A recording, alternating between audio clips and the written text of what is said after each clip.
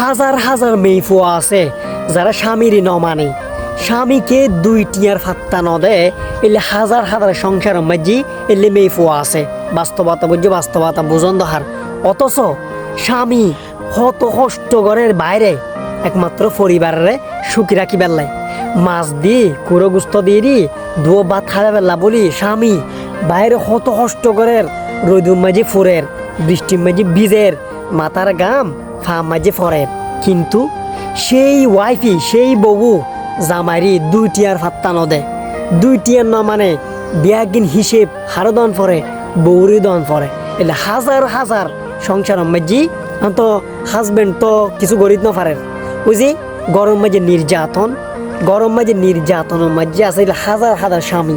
বাস্তবতা বুঝে বাস, কারণ বউ তো দজ্জাল, বউ তো মানে সন্দনের যে জল্লা তুই গেছি ইন খবের মতো ন, ই খবের মতো সন্দনের জল্লা তুই ইন বুঝবের মতো ন। তো এই হাজার হাজার মেয়ে ফুয়া আছে যোন স্বামীকে ন মানে, হাজবেন্ডে ন মানে। অথচ উচিত আছিল কি হাজবেন্ড জেললে হয় এলে আদায় করন, এলে মানন। কিন্তু মানন পড়া যায় হাতে হাজবেন্ডের বাইরে হাজু করিব মরিবইও গরম মাঝে ব্যাগে আনিয়ে দিব। এরপরও চলম ফরতে বউর হতা ধরে কোনো দরকার আছে?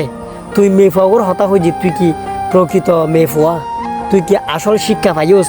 প্রকৃত শিক্ষা যদি তোর থাকতো তুই হাজবেন্ডের মানতি, হাজবেন্ডের হতা ফুনতি, হাজবেন্ডের জিয়েন হয় ইয়েন মানিলতি।